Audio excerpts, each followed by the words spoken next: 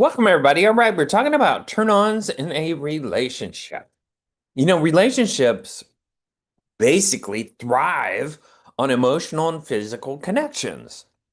And one of the most intriguing aspects of a romantic bonds is the concept of a turn-on. But what does it really mean to be turned on in a relationship? Is it purely physical or does it go deeper? And the phrase turn on is often associated with physical attraction, but in relationships, it encompasses much more. A turn on could be anything: emotional, intellectual, sensory perception, and that sparks attraction, excitement, and deeper feelings for your partner. So there's some really strange, diverse definitions of the turn on.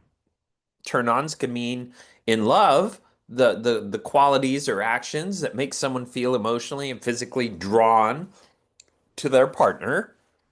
A turn on meaning in a relationship is the specific behaviors, the traits, the situations that basically increase the romantic and sexual desire between people.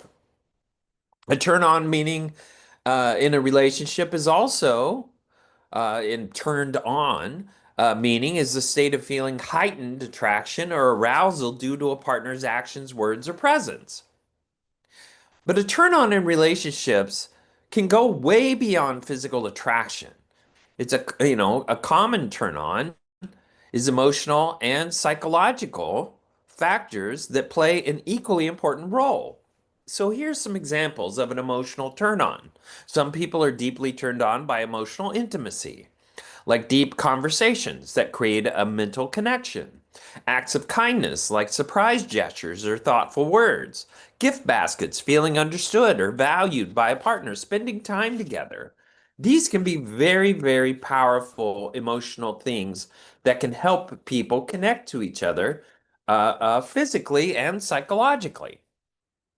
But the deepest part of a relationship, the most important part of a relationship that creates safety, security, and the platform and the arena that allows people to be turned on by each other is the idea that both people put the other person's suffering ahead of their own, that they care deeply about the other partner's suffering in this life.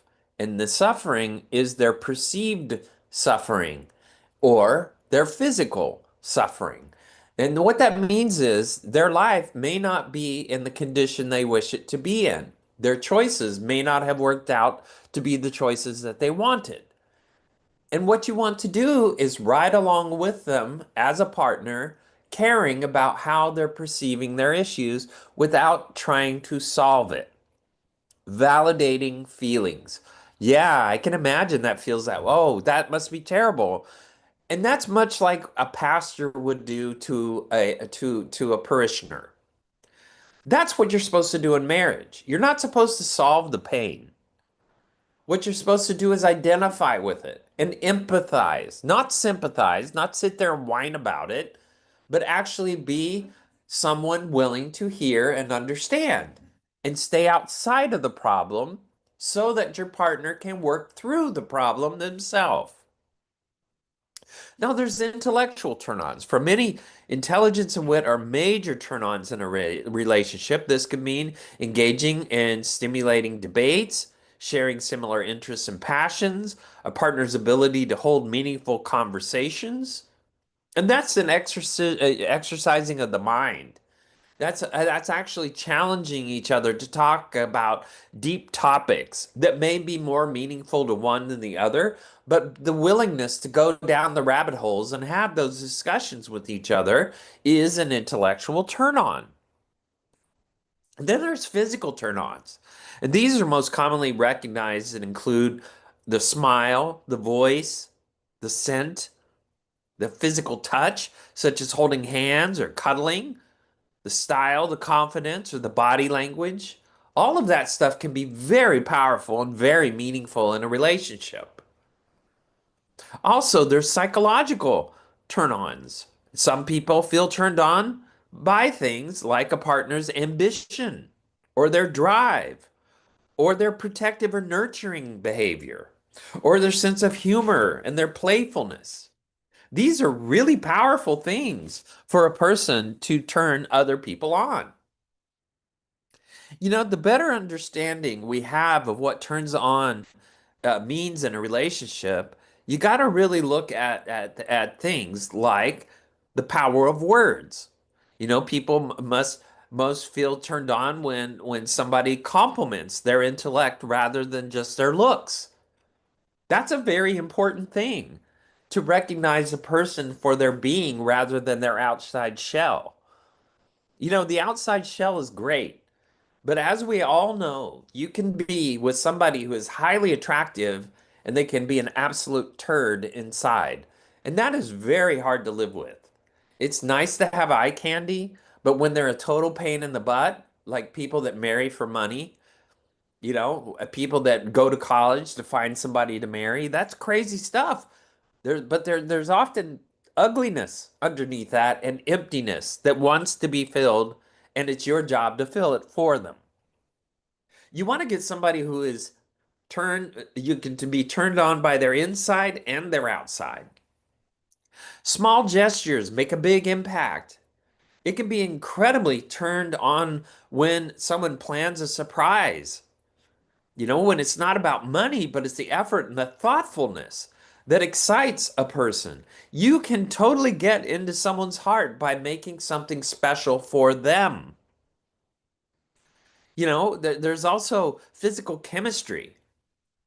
Sometimes a person's scent, the way they touch your hand, is a major turn on, creating instant sparks. It can be all kinds of places where you touch, but the bottom line is that chemistry begins by entering that intimacy zone, which is about the 2 foot space around you. And the more you enter that, the more you're reminding each other that you belong together. Sometimes partners actually say, "You turn me on." But what if feelings change? The phrase turn on me can imply a shift in attraction, either growing stronger or fading. So why do turn-ons change? Well, familiarity versus novelty is the big one. Over time, the same gestures may lose their effect unless couples keep exploring new experiences. Also, personal growth.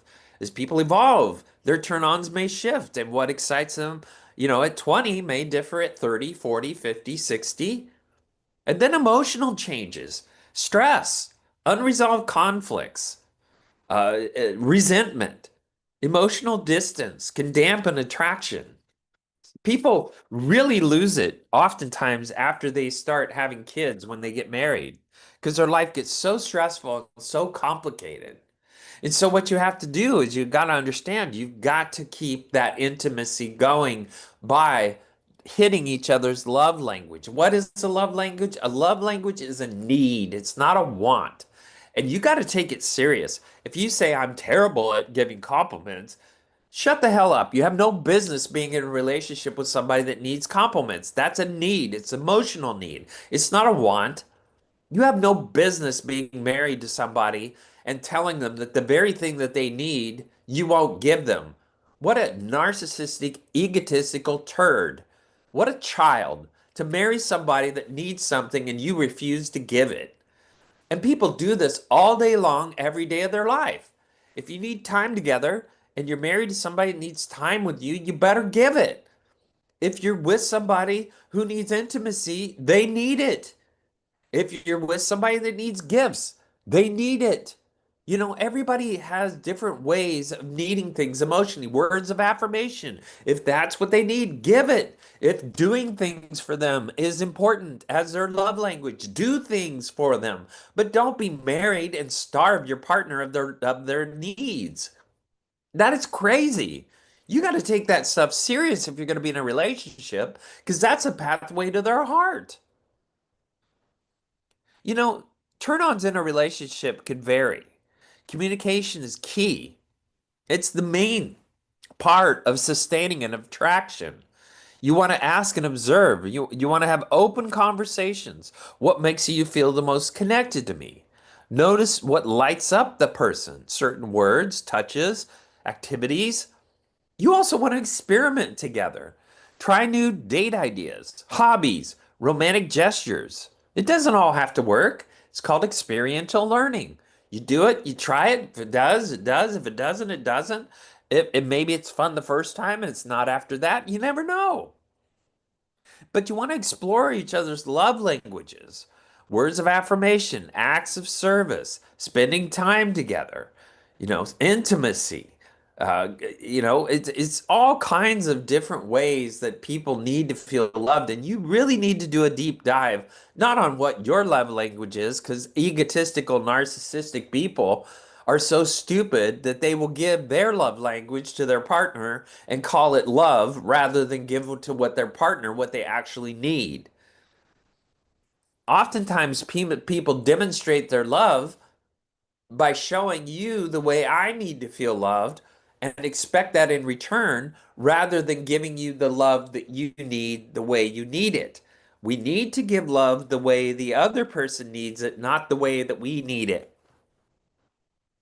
You also want to avoid common turnoffs, neglect, lack of appreciation, constant criticism can kill attraction. The way the people try to control their lives, a highly controlling, psychotic, depressed, anxious person is going to pick every single thing that is wrong in their environment.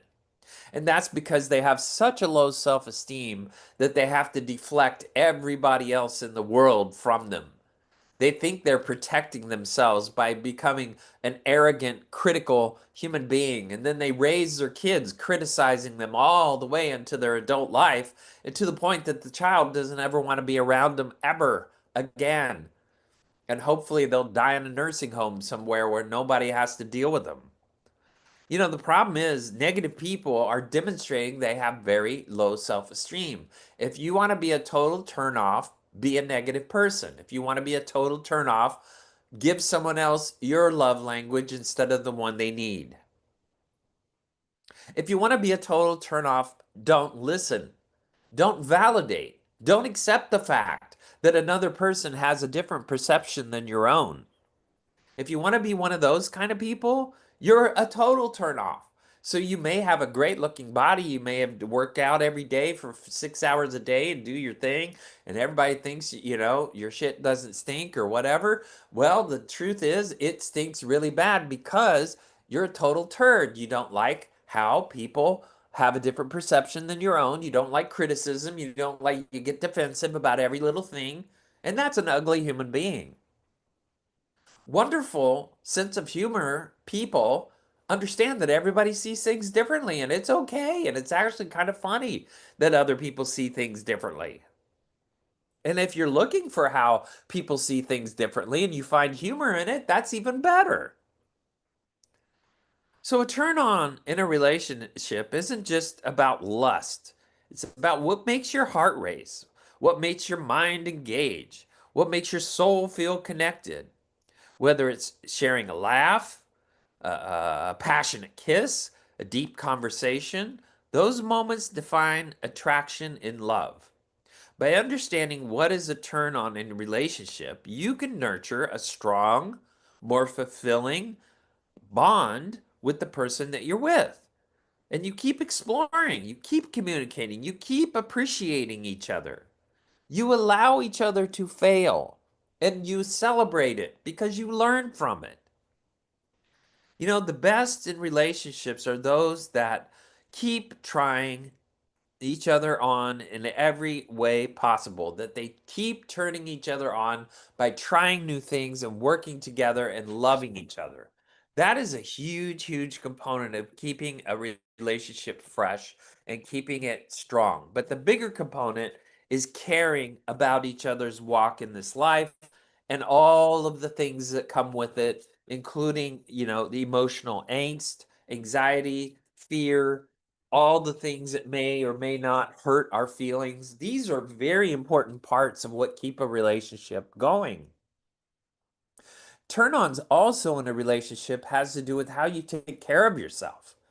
If you're a big fat slob, you're going to be perceived as a big fat slob. So basically, that's the impression you're going to give. Now, if you have a kind personality and you've got other things going for you, that might be nice. That might be somewhat attractive. But what's good in this life is people that take care of themselves are indicating that they're inviting people into their life. That's an important ingredient to have. When you take care of yourself, and I'm not saying be a bodybuilder, I'm not saying be in perfect shape. I'm saying when you take care of yourself, people notice that. That is an attractive feature that draws people in. They want to be a part of that because they would like to know that they themselves in their life exemplify that too. What's really understanding is that proximity is a huge role in what attracts people to each other. People that enter that 2 foot space, that is your energy space. You know when people enter your space. That's your intimacy zone. That's where people in relationships belong. That doesn't mean you hover in there. It doesn't mean you linger in there. That's kind of gross. What it is it's a reminder that I love you. By entering the space and exiting the space, you are telling each other that I belong to you and you belong to me. That space belongs to intimate people. And that space needs to be revisited as a reminder for your brain to register, hey, this is a special person in my life. This is somebody that I feel close to. This is somebody I'm trying to trust. This is somebody I care about. This is somebody that I communicate differently. But people coexist in their marriage for long times, for years, and don't even sleep in the same bed. They don't even enter each other's body space. They coexist and co-parent their children. And they basically share a space. They're roommates. And when you live like that, there is no intimacy because you guys are not reminding each other that you love each other. So once again, a touch on the back, a kiss on the forehead, a touch on the knee, that is a reminder that I love you, but it is not intended to be foreplay or pre-foreplay. It is just an indicator. The physical entering of the space is an I love you, and that's all it is, and don't expect it in return. But the more that you do that, the more you draw each other to each other instinctually. All right, let's take a quick break and we'll come right back.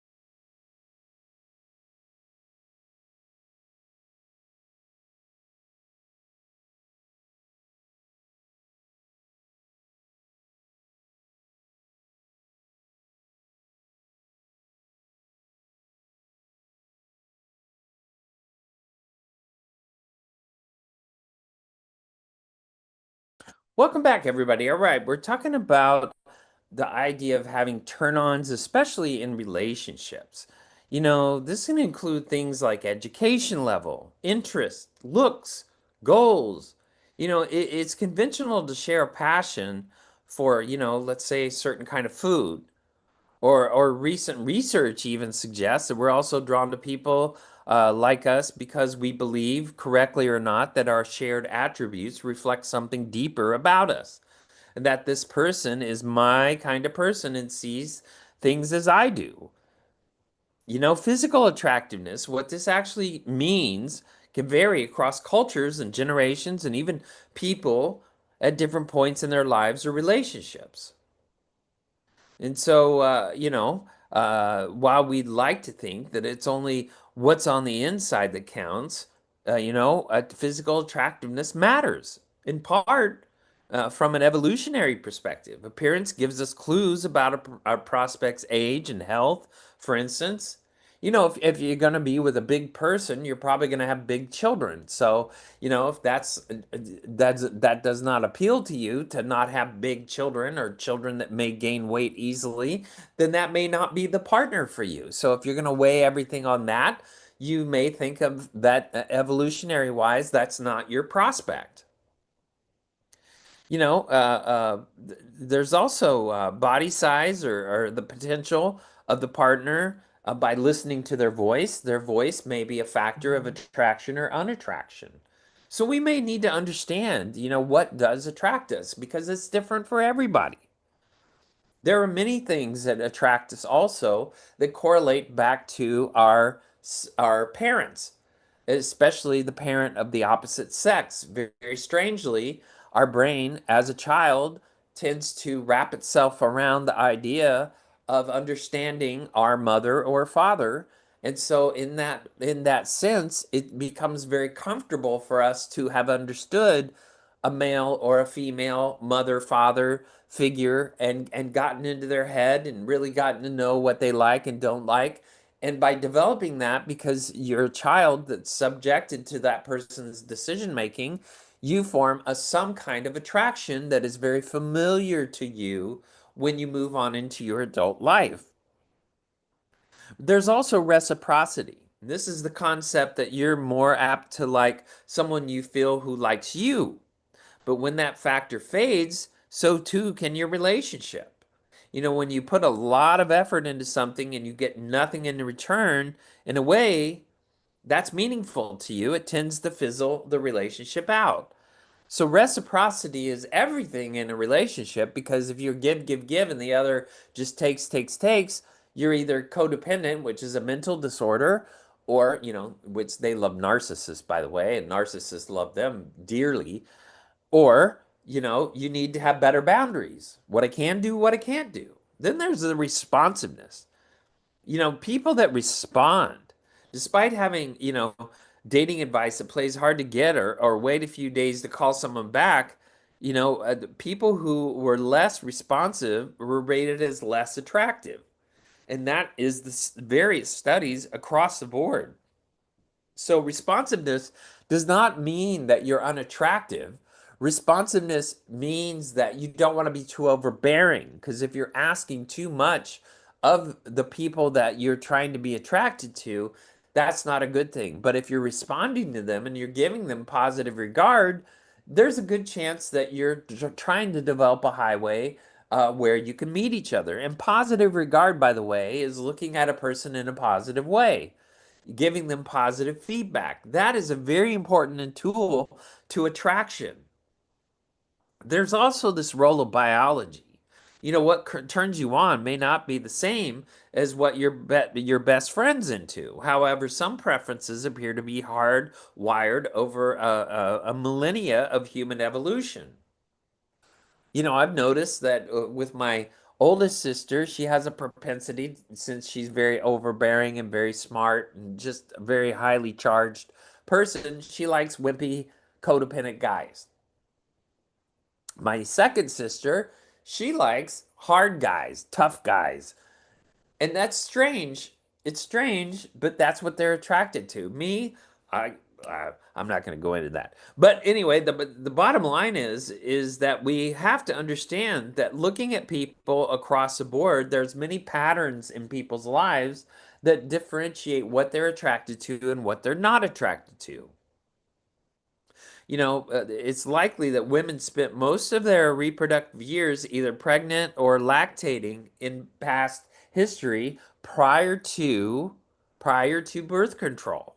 So the 60s really changed a lot of things about attractiveness because people became disposable because you could have sex and no consequences. So back in the olden days, dating and spending time with someone was a very, very important aspect of figuring out if two people could be attracted to each other. There's also energy. And if you think about it, somebody with low energy might be attracted to someone with high energy because they need that to counterbalance their low energy. However, people married to someone with high, one has high and one has low energy, they have to find a middle ground, otherwise they won't be comfortable with each other. If you have a highly stressed, high energy partner, that's going to be really hard to attach to because they do not mirror each other's energy. So the more people are stressed, the more they get into their headspace, and the less their energy mirrors those of the energy of people around them. What's really important and what is really a turn on about people is mirroring each other's energy. Being able to find a place that feels very comfortable for both people. That is an important aspect of attraction. Having someone who is in your energy range is very important because it doesn't stress out your brain. It's very important also if you're trying to find someone attract to you that you match their energy and you stay in their energy zone because that is attractive to them. Some aspects of attraction are very universal. Your turn-ons, your turn-offs are also deeply personal. And they're very individualized. Things like your current situation, your past experiences can play a big role in who catches your eyes in ways that you don't even realize. Trauma can play a huge role in determining your level of attraction to someone, especially if you were molested or you were raped. You might not have closure on those experiences, and that may weave itself into the psyche of a relationship and the certain attraction to certain kind of people. Some people, trauma may draw them away from people because you remind them of their traumatic event. You remind them of an ingredient of their traumatic event, and that may draw people away from you. Trauma can play a huge role because it's fight or flight. And so, whatever our brain is attracted to some kind of traumatic event, let's say you're somebody who likes to socialize and you are attracted to somebody like that, and you are a child who was bullied in school. Well, there's a good chance that you're not going to want to be attracted to that person too much because they socialize too much, and you're afraid the people will talk about you and hurt your feelings if you get too close. So, people also look at attraction in the sense of through the lens of their trauma. If you're an introverted person that was picked on and you're with an extrovert, that's going to be a very hard thing for you. And so many people will take that on as, oh, people will accept me because my partner is accepted. Well, that's something I've always wanted. So some people may actually find that attractive. What you have to understand is acceptance is a turn on. Being willing to accept another human being in your life and to acknowledge them and to understand them and to care about them and to demonstrate feelings for that person is a turn on because that level of acceptance is hard to find. More single people available in the market, the higher the bar we have. So people that live in big cities, many of them have a lot of problems and are hiding behind it by living in a big city. But the deal is, we also create a very high bar for what we want to be with. So when you're in a big city and you're filled and you're dating several people and you're seeing all kinds of different people from all kinds of different backgrounds, you start to refine down what you're interested in and what you're not interested in. And this can be a good thing and it can also be a bad thing because you may get too picky and you may end up being way too decisive about what you like and don't like. And you may find that whatever you pick does not fill the cup. The deal is that if you're looking for a partner, it is mostly emotional. It is mostly about how you support each other emotionally. And then there's the business aspect of how we run our life and how willing are we to compromise and how well is our communication. Your communication is going to be the biggest ingredient to turn on or turn off. Because if you're with somebody that is a terrible listener or that doesn't like your point of view or that gets defensive really fast, you're going to be walking on eggshells, and that is not a turn on. Defensive people in marriage. You do not fight. You do not go into conflict in marriage or a relationship to hurt each other. You're going into it to make the relationship better. So, why do people get defensive? I don't know, but it sure as hell makes them very unattractive. There's also this steps to finding love.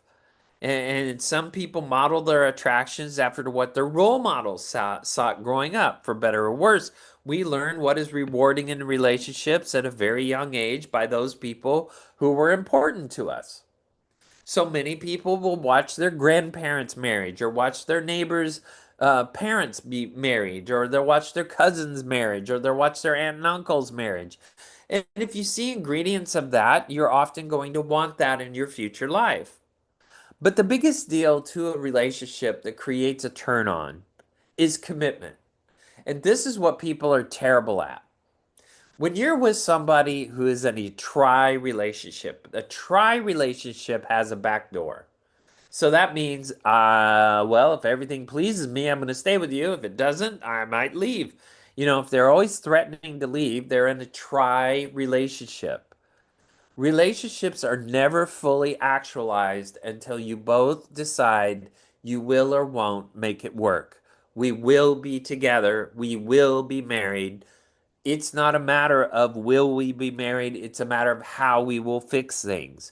Therefore, you've decided that both of you are good people trying to live your best life and solve problems. That's maturity, that's sexy, and that's a good thing to have in your life if you can marry and be with somebody mature enough to not be defensive, to care about each other, and to construct a life fully committed to supporting each other. There's also subconscious things. There's things that hurt people. You can have two people who marry because they think they forgave each other.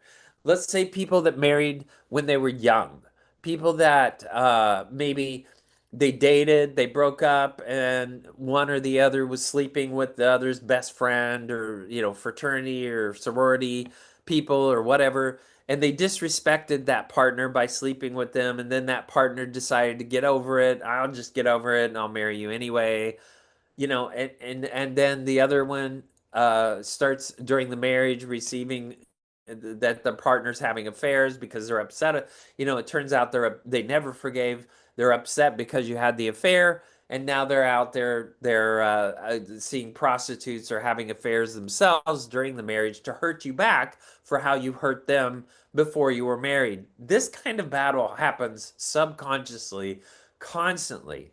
If you do not resolve the ways that each other has hurt each other, you will have a very hard time dropping resentment and creating intimacy between each other. That is a very powerful thing to be able to surface the unconscious, horrible hurts that you always bring up in your own mind, and you exacerbate those hurts on each other after you're committed to a relationship. People that cannot forgive have no business committing to a lifetime relationship. You are just creating a place that is going to be deeply angry, deeply resentful, and deeply lonely. If you can't get over your partner having sex with somebody that you know, or feeling that it disrespected your ego, you probably shouldn't be with them. If you can't forgive your partner and you decide that you're going to get them back and go sleep with other people because they did this horrible thing to you, you're probably not going to be a good candidate for marriage. You got to get rid of the baggage that you hold against each other. That is a very big part of turn on, turn off in your marriage. All of us should sit back and think, how did I learn that muscles or tallness was important to me? What does it really mean to me? Do muscles mean safety? Do muscles mean you make me feel secure? Does tallness Why is that a turn on? Well, tallness means that you can be seen. Tallness means that people may look up to you. I don't know. We all have different means of attraction. Some people like short people. Short people's really turn on. Short people's a big deal. Oh, you're kind of childlike, so I kind of like that thing. Whatever. There's all kinds of ways that people look at each other that they form attractiveness by how they look. Some people like fat people. Some people like skinny people. Some people like medium. Some people like stinky people. Some people like not so stinky people. Some people like certain cultures. Attraction is comes from all kinds of different experiences and different directions. What it really means is also projection. For example, if you open your mind to people that make you feel safe, regardless of their stature, ask yourself, am I just not feeling it right away, or is it a total turnoff? Sometimes you are just not emotionally available for a relationship. People who are not emotionally available will find that many of their relationships fizzle because they do not have the ability to allow the other person to identify their feelings. And they don't want them to hurt them. So they protect themselves and hold a part of themselves away from the other person. If you're going to be in a real relationship with real, enduring, turn on attraction, you have got to allow each other to be vulnerable with each other, to communicate each other's hurts, to understand each other's hurts, to care about each other's hurts, to empathize with each other's hurts in this world. This life is a very difficult walk. If you're married to your worst critic, to the one person that uses every possible thing that is important to you against you, you're with the wrong person. That sure as hell isn't sexy, and that person is a total turd. So you've got to understand that there's people like that out there, but you don't want to draw yourself to somebody. If you had critical parents, let's say you had a critical father or a critical mother, and then you marry a critical husband or wife, okay, why'd you do that? What was so sexy about that growing up?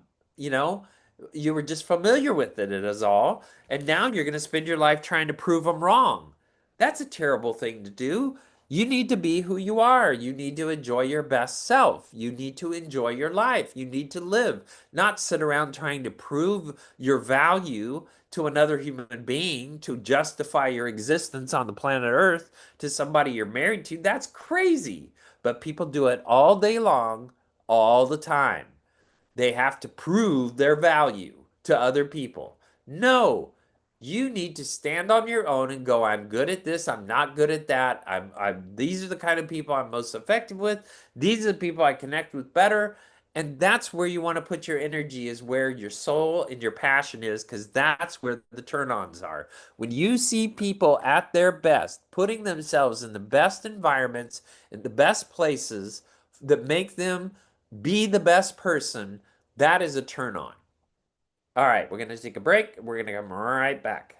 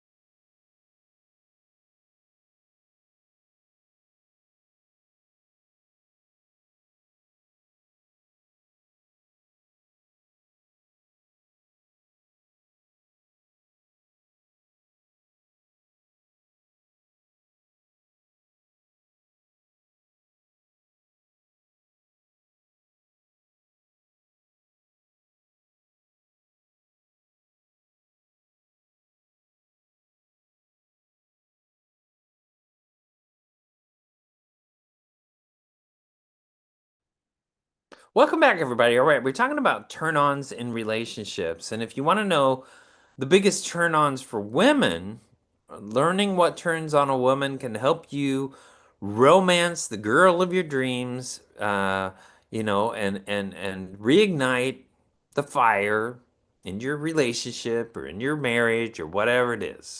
So, what do turn-ons mean for every woman? Well, it's not every woman, but most women, and that is arousal. Sexual interest is a big deal. It's different for every woman, but engaging in foreplay for women, men are so funny. They want to have sex without foreplay. That's crazy for a woman. You got to do lead up. There's some women that they're like men, they'll just do it whenever. But the bottom line is that you gotta have a little foreplay in there. You gotta have a little lead up if you want them to be aroused. It takes a little bit longer for them to start their engine, guys. You can't just magically get them turned on by just sticking it in. That isn't going to do it. You gotta have the energy, the foreplay, and foreplay could mean conversations. Foreplay could mean cuddling on the couch. Foreplay could mean a whole lot of different things for a woman. You need to know what they like and what they don't like. The other thing is stimulate their mind. Women want to be stimulated. That's a huge part of attraction for them. That means you love more than just their body. They're not just a thing. They are a person of value. They're a person of intellect. They're a person of interest. That is a very important ingredient if you want to sustain a turn on attraction with a female person. You also want to excite their senses. And their senses is all their senses. So you have their sense of smell, their sense of touch, their sense of seeing, their sense of hearing. There's all kinds of different senses. And what we have to understand is that we as human beings like those senses to be engaged. Those are turn-ons for many people. Now, some people don't like to be touched. Some people don't like smells. Some people don't like auditory too loud of noises. Some people don't like this, that, or the other. But finding out what is good for their sensory perception and being very attentive to that can help be a turn on. There's big turn-ons for women, and one of them is a compliment. Compliments are huge for women. They want to know how you see them. That in the back goes back to their very basics when for their body first started to take shape, when it first developed breasts and their butts started to stick out and things started to be noticeable. Those kind of things were their sign that they were different, that they had a special power. So compliments reference that, and that is a huge thing. And it doesn't have to be about their body. What you want it to be is about their spirit, about their person, about their intellect. But compliments are a very big deal that turn on women as they do for men.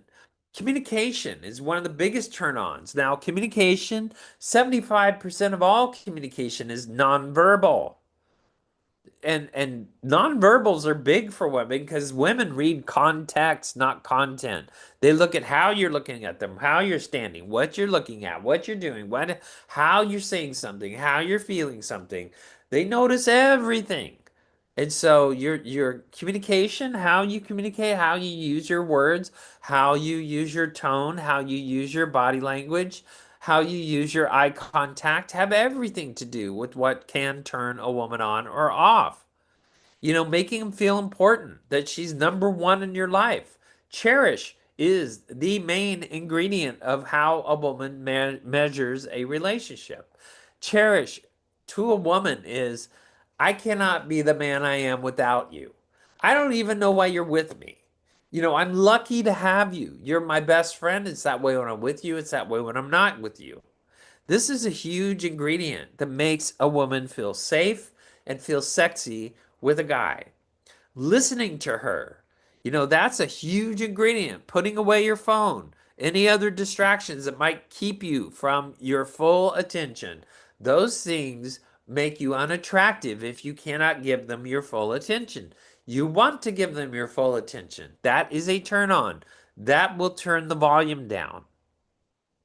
Sharing your fantasies. That's another turn on. This can also be in a naughty way, an insight into each other's deepest thought. It makes this a great mental foreplay. helping each other around the house. That can be another turn on. When asked to do things, do it. When your partner folds the laundry, or when your spouse takes care of the kids, when you go mow the lawn, when you go build a shed, when you do something special, that can be a very special ingredient that is a turn on for a woman. Verbal teasing is another turn on. Dirty talk, specific words that turn women on that will depend on your wife because some of them have a thermometer for dirty that is different than others.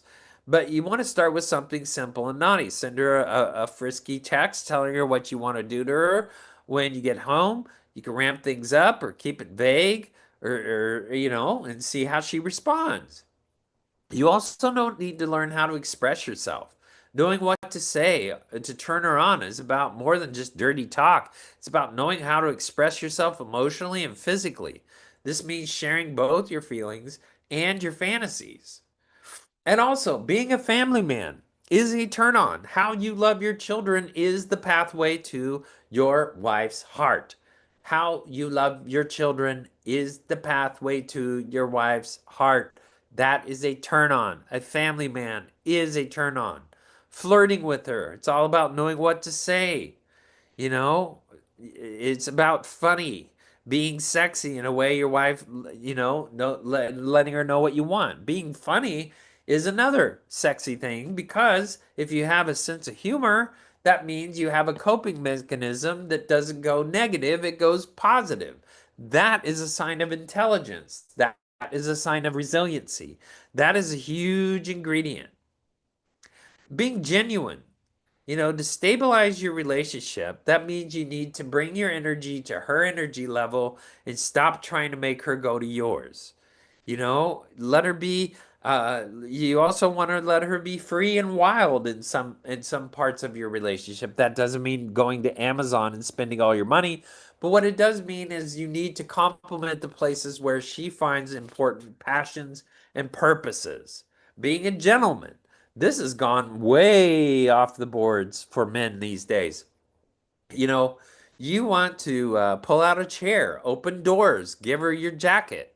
These speak of old-fashioned manners, which are very, very sexy. Being a good kisser is another ingredient that can be a turn on. Making the first move can be another ingredient. Many guys are whimpers and they won't make the first move. Also, maintaining eye contact can be very sexy for many women. And being a giving husband, meaning that you care about her needs, that you put her needs in front of your own, that can be a very big turn on. Approach sex appreciatively, not as a burden, not as an obligation, not as a guilt trip, not as shame. And don't be afraid of a little help. What turns women on the most is a man who's not afraid, of a little, battery operated helper.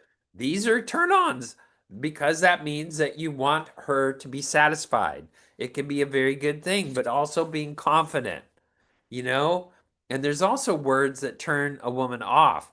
It's really important to understand what those words are, but it's also understanding, these phrases and words can heighten a sexual encounter or they can turn off a sexual encounter.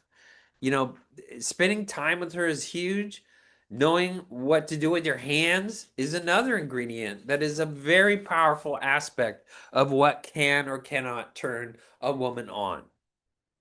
Now, men are very diverse, ranging from emotional connection and confidence to physical touch and verbal affirmation. Many men are attracted to kindness and a good sense of humor. They are also attracted to confidence. Many men are drawn to women's self assertiveness and happiness with who she is. That is a huge ingredient because what is a total turnoff when you're with a woman is a woman who's very negative and very critical, very gossipy, because a guy is private. He doesn't like to be with a broadcast production. He wants to be with somebody who's confidential and caring. He wants to be with somebody who is real. That is a very important component of attraction for men. But obviously, one of the biggest attractions is the physical. Physical is what men go for in the beginning, but that's not what they go for in the end. Some guys, it just stays there. Some guys are just not available emotionally. And if they're not, that's okay. But the deal is that that relationship's going to be a real challenge because it's all going to keep going based on their ability to be emotionally available. What men also look for is a woman who can make him laugh, who can share lighthearted moments, and that's hugely valuable to a guy. To be able to look at things in a funny way, to have a sense of humor, to look at things not so seriously, because guys can get really bored and really irritated when they're in a relationship with a woman who drags them down. That is such a turnoff. Women who are resilient, women who have a sense of humor, who that's exhibiting their intellect, their confidence, their self-esteem is all being portrayed by the fact that they have a sense of humor. Another term on for men to women is their presence and their engagement. Simply listening, being present is subtle but powerful way to show interest because suddenly the woman is paying attention to the man. That is very rare. Guys are not used to women paying attention to them. When a woman pays attention to a guy, that's very sought after. That is a huge turn on for a guy to know that a woman actually cares and is centered on a guy's interest and needs and takes his friendship seriously. Independence and ambition is another ingredient that men look for in women. An ambitious, independent woman who has her own life and own goals is often considered a strong turn on. Why? Because the guy is not strapped with creating a life for himself and her. Many women want to get married to a guy who can provide so they can stay home and raise the kids and have their typical, life and complain about their have no adult friends when they get home and make the guy their punching bag and tell him how awful he is because he doesn't help them, doesn't respect them, he doesn't take care of the kids, doesn't take care of me, blah blah blah blah blah blah blah. That goes on and on and on. Housewives love that dialogue. They just live in that crap. But the deal is that when you have a independent woman who makes room to have a child, who makes room to for you and them to make a life, that means they're on their journey, you're on your journey, and you guys are both independent in that way. And now you can bring a lot of love and a lot of care to a very special thing called children and a family when you have one. And then you will both adapt and adjust based on what your dreams and hopes and ability to provide are. Kindness, warm, empathetic, kind disposition is a quality many men find attractive. In physical and sexual turn ons, initiation is huge. A woman making the first move in a sexual situation can be a huge turn on to a guy. To know that a woman is actually interested in me, that's a big deal. You know, expressing that he's doing a good job, telling him his desired is very effective. Men love to have verbal affirmation on how they perform with a woman. Appreciation. A man's efforts is big and small, makes him feel loved and fosters a deep, deep connection. Intense eye contact is also very engaging and a very big turn on of interest and confidence in a relationship with a woman. Flirty touch, accidental touches, grazes, deliberate playful contact creates intimacy. And relationship dynamics, that's very important, is appreciation, making the guy feel needed, setting boundaries, what I can do, what I can't do, and expressing joy. These are all huge ingredients of attraction to a man. All right, that's our show. I want to thank you for listening. I love hearing from you. You can do that on our webpage at voiceamericamedia.com, libsyn.com, Dr. Gary Bell's Absurd Psychology. Now remember, if you have a dirty mind or a sexy imagination, also, things only seem kinky the first time. Sex is the most fun you can have without laughing. That's Woody Allen. Thanks for listening, everybody.